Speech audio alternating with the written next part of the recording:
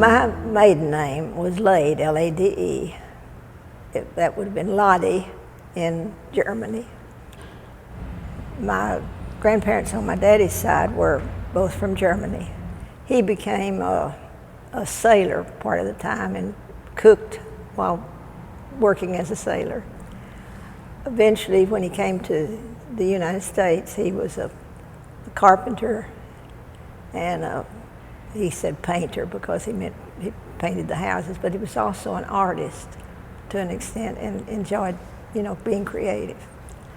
And now he was John Frederick Lottie, and his wife, my grandmother, was Marie Ernestine Spearling, and she was a wonderful homemaker, cook, and seamstress, and she enjoyed being the mother and the wife.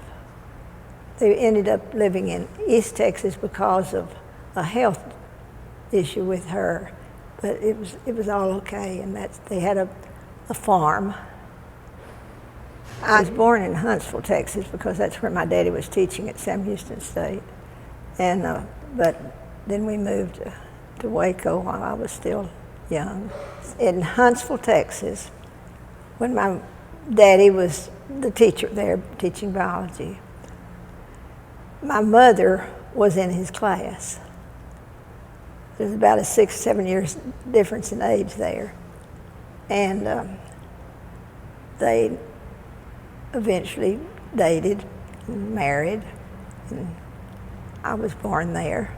We lived near Dallas for a little while because Daddy got his bachelor's degree from SMU and eventually his master's from Baylor in Waco. But that was our family history up till then. He liked teaching because he enjoyed the students so much. He was a good teacher. My mother was a teacher until I was born, and then she stayed home and babysat with me, and then my brother, and then my sister. And I was born in 1927, so I was a child a long time because I liked being a child. We got to play in the yard, and we got to go swimming and down at the lake that was nearby, and we got to just have fun. We had a good time. I had a playhouse, we called it a playhouse, and I had my dolls in there, and my brother had his little trucks and things in the playhouse, and we told each other stories and I made him laugh and he made me laugh, and we just had a good time as children. For some reason, almost every night before we'd go to bed, my mother reminded Daddy that we hadn't been for a drive. And I know he knew it because he was reminded each night. But anyways, the four of us would get in the car and drive to the downtown section and just enjoy the scenery going and coming. And my brother and I would sit in the back seat and talk about what we saw or what we were seeing. It was an interesting young life, it surely was. We had a happy life. I liked going to school, yes, but I wasn't a person who could hardly wait to get back the next day, because I liked to play too. No, we had study time in our house though, so we knew school was important. By we, I mean my brother and my sister when she was born. We knew all along that when we graduated from high school, that was not the end. You go from there to college. That was just part of our life. And we all three did that. A teacher I remember very well as a student was in Waco, Texas. And I actually had 6 good teachers, 1 through 6. But the 6th grade teacher was a person who was preparing us to go into a junior high school. And she wanted us to know some things to expect, because there we'd have more than one teacher, you know. So she built a program for us, and we practiced, and she was kind of a tough teacher as far as the education part was concerned. And but she cared about us as individuals, and we knew that. When I graduated from high school in Waco, I went back to Huntsville to go to Sam Houston State University for one summer. That was the agreement my parents and I had, because Daddy had graduated from Baylor in Waco, and that was assumed to be my university later. I was born in Huntsville, and my name was Eva, E-V-V-A, which was my mother's first name. And her best friend was named Blanche. So my official name was Eva Blanche Lade, and then Eva Blanche May. Well, as soon as I got there, really, that summer, I introduced myself, and she was what you call a suite mate. She lived next to me, and she said, and I had just met her. I'd just gotten there that week. And so when I introduced myself to some of the boys and all, she said, what did you say your name is? And I told her. She said, you look like a Pat to me. And so from that day on, I was Pat. Nobody ever said anything different. To this day, I've always been Pat. So the first summer out of high school, I went to Sam Houston in Huntsville because my cousin had asked me to go and be her roommate in the dormitory.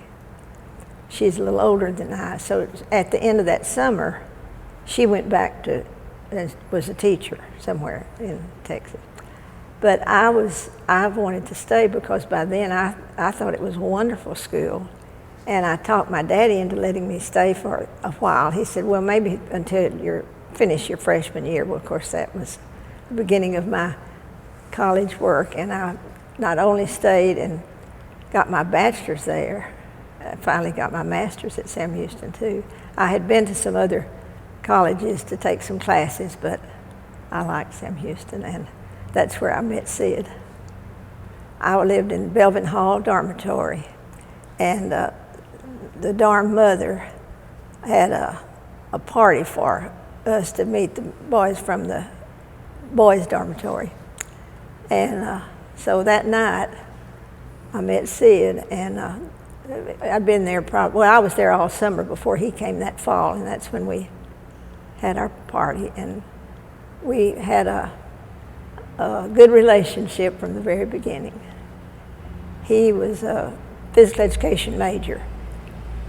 And then finally, when he got his master's, he got it in administration, and he became a teacher, of course, and then was finally a principal for a good many years. And then the following summer, we were married in Waco, and Sid's mother and daddy were wonderful people too. We married in Waco, and at my church, and of course Sid's parents came for the wedding. We didn't have a big wedding; we had a family wedding, and we lived when we got married that summer. Then my daddy had rent houses, and one of the rent houses was available for us to live in that year, and of course lived down the street from my mother and daddy and brother. As far as I can remember, I always thought I would be a teacher because I enjoyed playing school, and we just heard nice things in our home about being a teacher. My mother and my daddy both enjoyed their jobs, and we just loved kids, you know. I have a wonderful brother and a wonderful sister, and my brother, of course, came right after I did, and he his name is John William Lade. He's a retired teacher of science and enjoyed the students and the subject, and was just always happy being a teacher. And my sister's name is Mickey, M-I-C-K-E-Y, because my mother and daddy decided to give her a nickname to begin with so we wouldn't have all these other names floating around. So she's Mickey Annette, and she is a retired teacher. But my brother and I heard so many nice things about teaching, and it just seemed like the only possible thing that we should do, you know, since we were born into it, I guess. My first job was before I actually graduated. You could do that, then get a temporary certification. And I taught in Spiegelville, which is right out of Waco. And we lived in Waco. And I taught there 1 year. And then we decided we'd go for the next year. I mean, that summer, we'd go somewhere kind of for a vacation. So and Spiegelville was a good school, by the way. It was a county school, but I enjoyed it. And we went out to Alpine, Texas, to go to school just for fun. And while we were there, the superintendent from San Benito called the education professor and said he wanted to know about some persons who would be interested in coming to teach there. So what he did, he talked to us and he hired us on the phone and said, I'll send you a contract. And so we even told him that we didn't know that we loved the Valley and we may not be there but 1 year, but we promised him we'd do a good job for 1 year at least. So that's what we did. And oh, it was a wonderful experience, it really was. Although I had 60 students enrolled in my class, they had obligations with their families. Some of them did, or many of them did, to help with their farming or whatever their family's occupation was. And but when they were there, we did everything we were supposed to do. And actually got to the point that some of the parents, although most of them didn't speak English, they would come and visit with me, and then they would realize they needed to help too, so it worked in that way. And some of them could speak English, but many of them couldn't. And I thought I could speak Spanish, but I realized that I was far from being a Spanish teacher. And met a young man, one of many students that I remember. His name is Hassan Moses. Now that was a long time ago, but to this day, Hassan Moses and I still correspond. He is now a retired teacher down there, and he's even been up this way to see me a couple of times. And he's married and has a child, you know. But anyways, there are a few others that I still have contact with, but he's one. We went back to Sam Houston after that and finished our masters. Both of us went on and finished our masters. It was 1957 when we came to Hurst. So I'll go back to about 50 or 51 out at Webb. And we stayed there 4 years. So we count back, see. From there we went to Irving for 2 years, and then we came here, so we can count back those many years. Webb is right out of Arlington, and near Arlington and Mansfield. And I taught first, second, and third grade, and Sid taught fourth, fifth, and sixth grade. We only needed 2 teachers because you didn't have enough of any one grade level to have a teacher for that particular grade level. And then the other, when you got to the 7th and up, they bused them into Mansfield. So Sid and I were the teachers, and Mrs. Rutland was the cook, and the lady who, she didn't want to be called a janitor. She very distinctly made that point, but she was to be the housekeeper. The thing about it was we looked for a rent house out there because we were too far from Arlington and Mansfield, and we thought to transport everything. But we couldn't find a place to buy or even to rent. So the school was so big because it had been, a school for 1 through 12.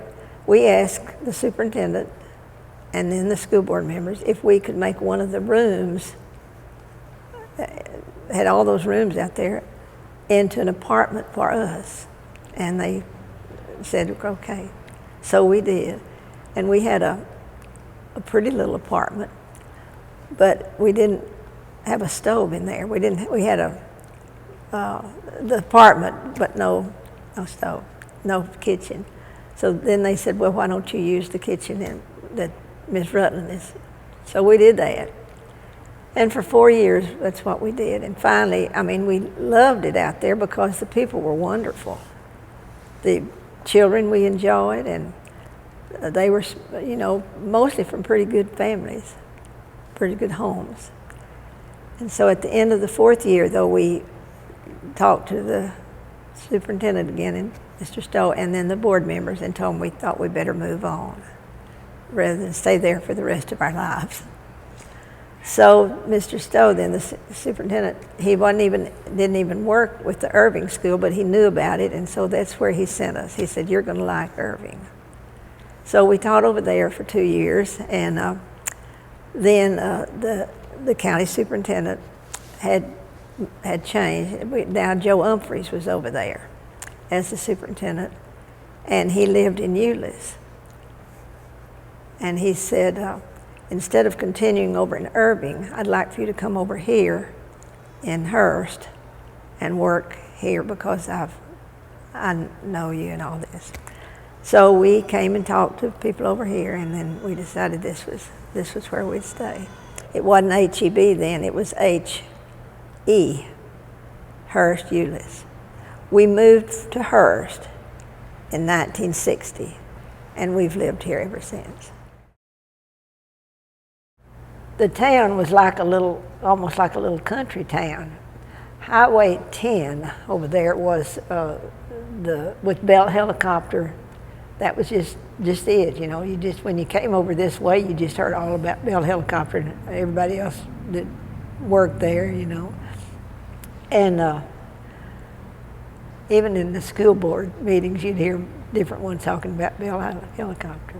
But we had 2 restaurants or cafes, as they said, that I can remember. I can't remember the names right now. We had a few grocery stores, drive-in theater, see the movies. There was one somewhere over there on Highway 10. I can't remember exactly where, but we did that. And we had Sunday school class parties, you know. And we liked to eat out at those cafes over there. South Euless had been there for years, and it's been rebuilt now, but when we came, it was the old school. And South Hurst was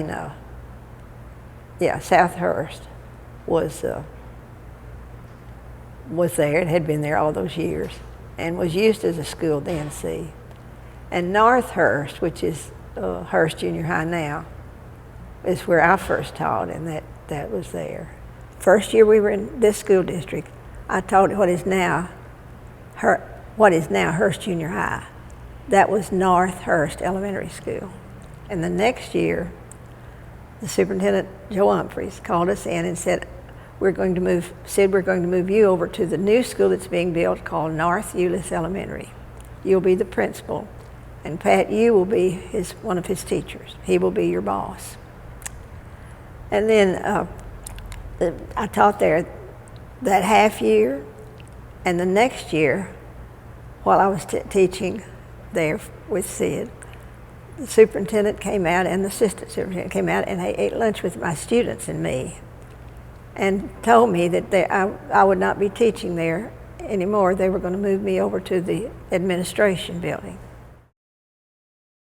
I said, well, I really like these children out here, you know. I'll just like to stay here. And he said, well, you will be working with children and teachers, and you will like that too.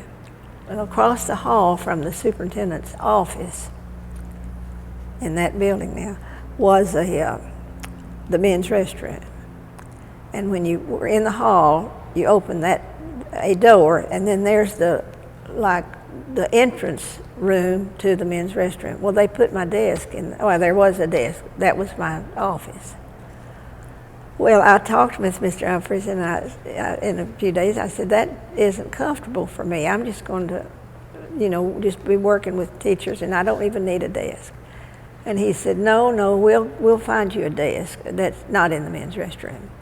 Finally let me have an office with a telephone that was mine part of the time.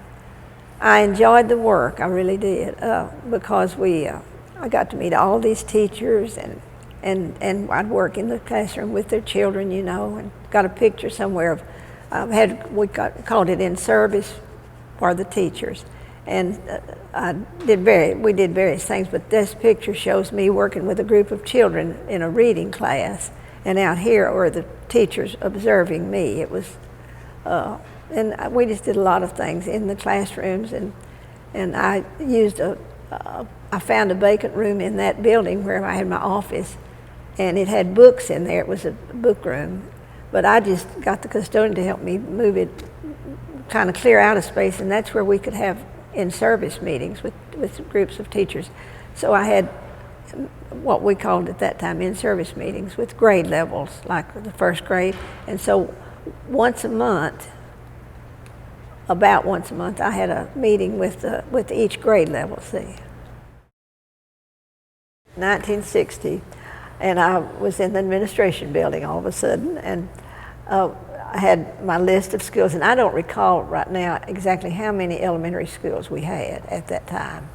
I could find out, but my job, of course, again, was to work with the teachers and the principals and the students in each of the schools. And one of them was Mosier Valley. And Mosier Valley is it's south of Hurst. And it's the black community, and I think it was either the first or the biggest black community in Tarrant County. And they had, of course, the school over there. The school was, the first and second grade was taught by Veda Johnson. Veda Johnson eventually, when integration occurred, she was at Wilshire Elementary. When I went over there, I discovered that was the most impossible situation you could imagine. They had not nearly enough of anything. They needed books, state-adopted books. They needed erasers for their chalkboards. You name it, they needed it. So what I did, I wrote it up and went to see Mr. Humphreys, the superintendent. And it took a long while, because we had to budget and go through the school board and all that. But one of the first things we did was open the cafeteria with the necessary equipment. It took a good while to get it all equipped properly. When it came time for us to have a May Day celebration, the parents worked with me, and they made costumes and for their own children, and then others out there that maybe weren't going to have a costume. And parents came, and we did it. Had our Mayfete in the backyard, and the maypole dance and all. And Mosier Valley was a delightful place for me to spend some time. Veda Johnson was wonderful. She had lived in Mosier Valley her whole life, and she eventually adopted 3 children. She never married, but she adopted 3 children one summer. When the law passed for integration, it was easily done, really, here in HEB, because of course we'd had some meetings with the principals and the teachers, and we really never did have a big problem. And but in Mosier Valley, because I had been a part of their school, we were already integrated in their minds, We knew what the curriculum was supposed to be like in the first grade. and what children need to have accomplished as first graders before going to second grade. And I followed the state guidelines, of course, and wrote that, and then we had a secretary who typed it for me. But then in addition to that, I had examples of student work in the curriculum guides. And they were thick books about like that, you know, for the teachers to use. And it had to be something that they not only could easily understand and follow, but that it was approved by the state, see. So it was a big ordeal, but it was necessary. I was called consultant or supervisor, I believe. I was called a supervisor at first. And then when Joe Humphreys left, Mr. Wages became our superintendent, and he, this was about two or 3 years later, about 2 years later, I guess. Anyways, he said, I'm going to start calling you an administrative assistant, I believe it was. And then finally, for about the last 8 or 9 years, I was, I guess, I don't remember how many years, I was assistant superintendent. When we were teaching out at Webb, I met a couple at UTA. They just became our friends, and she wanted me to meet the lady that owned the modeling agency, and Neiman was one that we did, like in the spring or in the fall, and then at other places over in Dallas. It was always in Dallas, sometimes at the modeling school on the highway that's still there, you know. Teachers, as all the teachers knew, even, and certainly in the lower grades, but even up in the 6th grade and older, you know, they sat in groups with children, and it was just so important to wear those pants for not only the comfort, but the practical aspect of it. You could walk anywhere else and see the ladies, and I remember I told them even at my church, you know, and if I can wear pants at my church, surely I can wear them, you know. And so I just talked with the superintendent, and he finally agreed. My first thought was to make it a comfortable situation for women teachers when everybody else was already, and as I told the teachers, I said, we can make ourselves not only comfortable, but be sure you're attractive and wear something that looks appropriate for the children, first of all, and then the parents who see you, and everybody who works for HEB. We needed a female to do some of these things, you know. Sid retired in 1984, and he explained to me that one night we were just talking, and he said the problems he was having in his job as principal, to do the things that he knew he needed to be able to do and had done all those years. He felt very good about his profession, and everybody else who knew him did. I wasn't ready to retire because I really enjoyed my work, especially going into the schools and working with the teachers and children, you know, and even if it's just to observe their classrooms, it was just a joy for me. But Sid developed Alzheimer's, so I needed to be home with him. And so I kept him at home, and to the point that near the end, he had to have somebody just constantly. During those first years, we still traveled and did different things that were fun for us, you know. And it was a sad time of our lives because everybody knows dementia and Alzheimer's and how it affects the individuals mostly, and then the family. I was retired a long time, and I think that was like the year 2000 when they opened that building.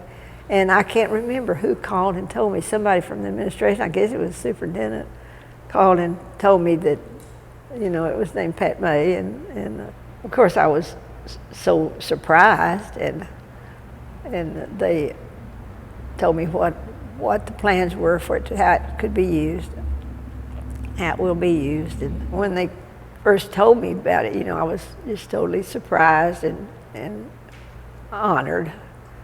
And then through the years, that it's I don't think about it all the time when I go to the meetings. I don't, but it is certainly a great honor to have that. They just called and told me that I had been selected to be the Citizen of the Year, and that was what they gave me that night. I've always been proud of our schools, and it's been a big part of my life, even after retiring in 1985. I have so many fond memories of my classroom experiences here in Hurst and elsewhere until, coming here. Because children are children, and I thoroughly enjoyed teaching. And that's been a blessing for me to keep in touch with so many of these people.